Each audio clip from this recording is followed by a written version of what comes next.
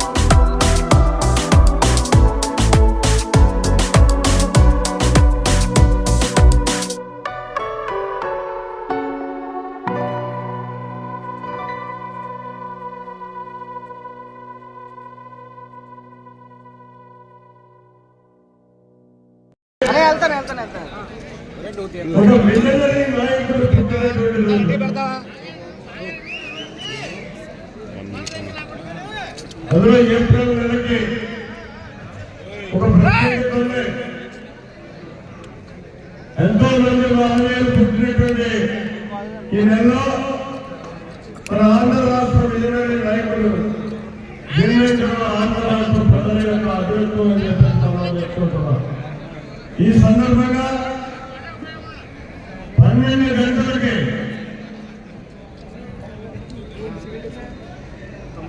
ఈ మహత్ కార్యక్రమాన్ని జరుపుకోవడానికి, జన్మదిన వేడుకలు జరుపుకోవడానికి అశేష జనవాయులు జగ్గంపేట నియోజకవర్గం రావాలి. ఇది మన నాయకుడు చంద్రబాబు నాయుడు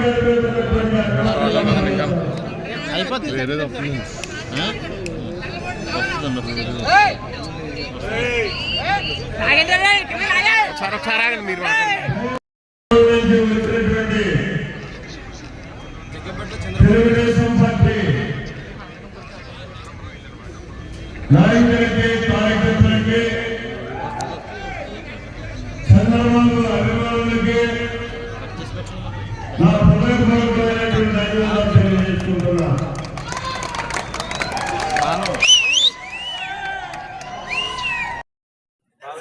బంగారు బాటలు ఎలాగేయాలి అని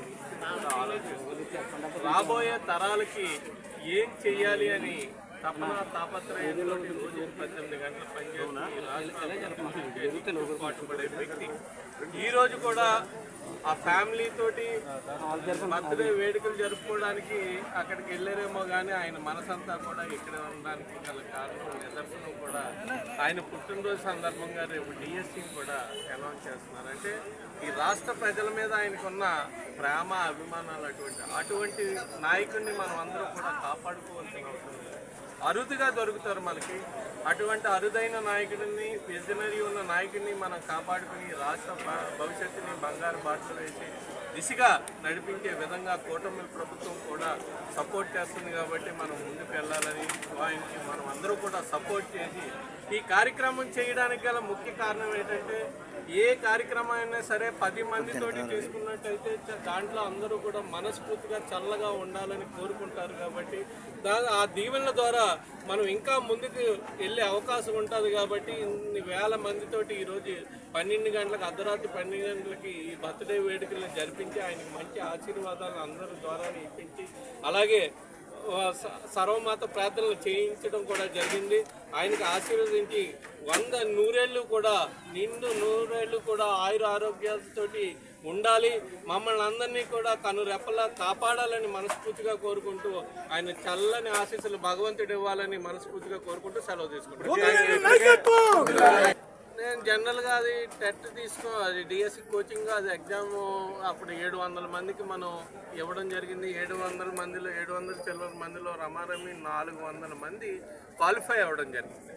మళ్ళీ దాన్ని తీసుకోవడం జరిగింది. మళ్ళీ కొంచెం లేట్ అవుతుంది కాబట్టి దాన్ని అతి తొందరలో రేపు ఎల్లుండి నుంచో మొదలెట్టి వాళ్ళకి అందరికీ కూడా టీచర్లుగా మా నియోజకవర్గం నుంచి ఎంతమందిని అయితే టీచర్లుగా చూడగలమో అంతమందిని చూడాలనే ఒక సదుద్దేశంతో ఆర్థిక భారం అయినా సరే దాన్ని మేము ముందుకు జ్యోతుల నెహ్రూ ఫౌండేషన్ ద్వారా ముందుకు తీసుకెళ్ళడం జరుగుతుంది. ఖచ్చితంగా ఎవరు దాంట్లో తీసుకున్న వాళ్ళు 10-20% అన్న టీచర్లుగా జాబ్ సాధించినట్టయితే మాకు మనస్ఫూర్తి ఉంటుంది కాబట్టి ఫౌండేషన్ ద్వారా దాన్ని తీసుకోవడం జరిగింది. Thank you very much.